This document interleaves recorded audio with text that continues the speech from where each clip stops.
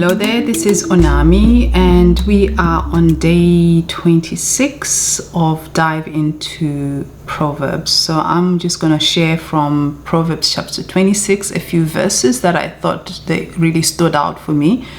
Verse 4 to 5, verse 15 and verse 17.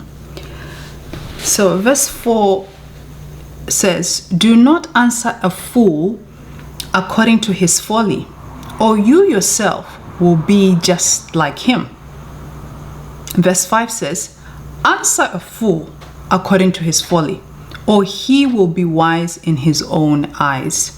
You know, when I first saw these two verses, I thought, isn't that a contradiction? One is saying, do not answer a fool according to his folly, and the other one says, answer a fool according to his folly. So which is which? I realized that they're actually saying two different things. The first one is saying don't answer someone according to his folly, meaning when you are communicating with someone, discern what it is they're all about. Is this person actually wise in what they're saying to you, or are they foolish? And once you determine that, okay, this is somebody who is foolish in what they're saying, avoid being just like him. So that's about making a conscious decision not to stoop to the level of that person. If you can see that, for example, you know, this person is just arguing with you for the sake of argument. They're not actually saying what they're saying because they have a point to make.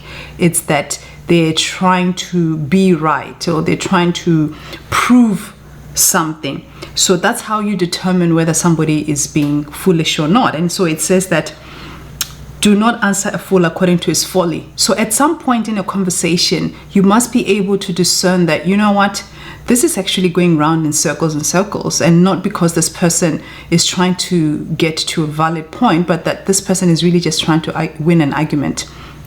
So that's the first one. The second one says, answer a fool according to his folly, or he will be wise in his own eyes. To me, this verse is really more about being careful not to dismiss someone. Once you've recognized that, you know what, this person doesn't really know what they're talking about, they're actually being ignorant, or they're being foolish, but they're not necessarily doing it on purpose. And so it says you should answer them according to their folly. Recognize the level at which they're operating and then respond accordingly. So that's the difference between those two verses. The other verse that really stood out for me was verse 15, which says, "A sluggard buries his hand in the dish. He's too lazy to bring it back to his mouth." I just want you to picture that. You know, a sluggard is someone who's habitually lazy.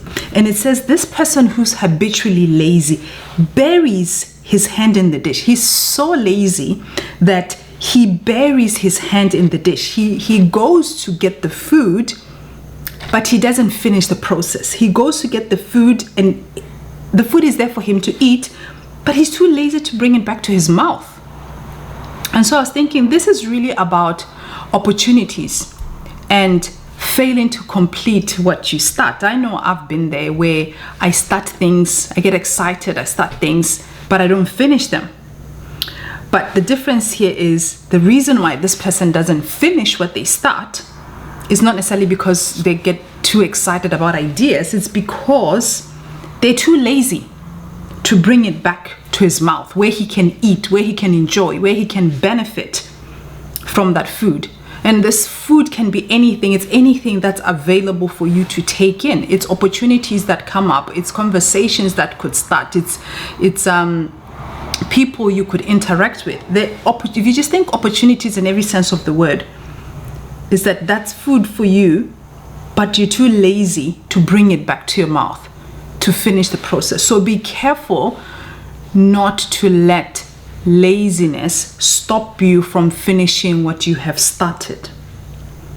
Lastly, I want to share from verse 17, which is, like one who grabs a stray dog by the ears is someone who rushes into a quarrel not their own. Essentially, this is saying, mind your own business. Don't go into quarrels that are not your own. But I want to highlight that word there, rushes. It says, someone who rushes into a quarrel not their own is like one who grabs a stray dog by the ears. If you just imagine a stray dog, that's an unpredictable animal.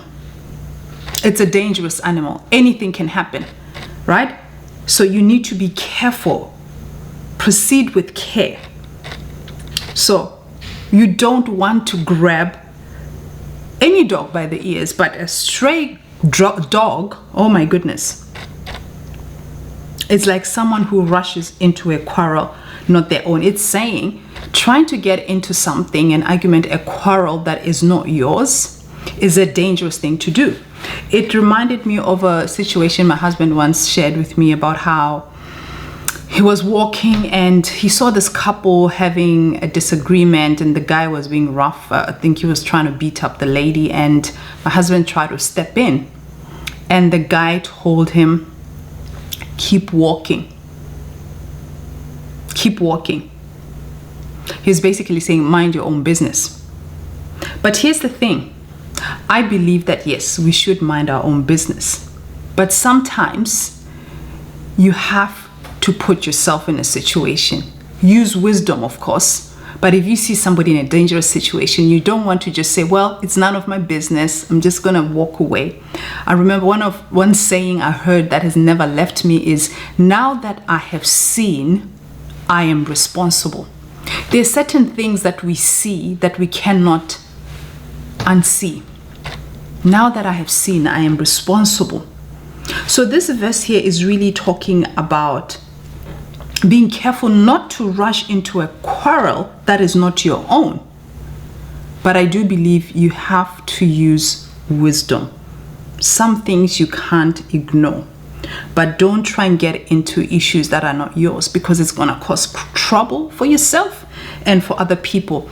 You know, I know that one of the things that we used to, when I say we, I mean my husband and I, we used to struggle with was, you know, if maybe there's a couple that's having some issues and you feel the need to get involved, and then later on the couple makes up, and then you look like the fool if you were not careful what you're saying. So we always had to be careful what we said, because the things that you say when people are having their disagreements or their quarrels can come back and bite you if you don't use wisdom. So a fool's way is to rush into a quarrel. A wise way, the wise way would be to sit back, to listen, to mind your own business, and only step in where safety is an issue, and even then to do it wisely. Call someone else, call the police, call the neighbors, whatever you have to do, but just don't rush into a quarrel that is not your own. Thank you for taking the time to listen. I would encourage you to go and look at Proverbs chapter 26 for yourself, and maybe, you know, just pick one verse that stands out to you, pray about it, and ask God to really reveal to you what that looks like for you and what steps you need to take. Sometimes, you know, when there's so much information, it can be overwhelming, and we end up not doing anything. But I suggest, you know, pick one thing, take that to God, and just focus on that one thing. All right. Thank you very much. Bye for now, and we'll see you next time.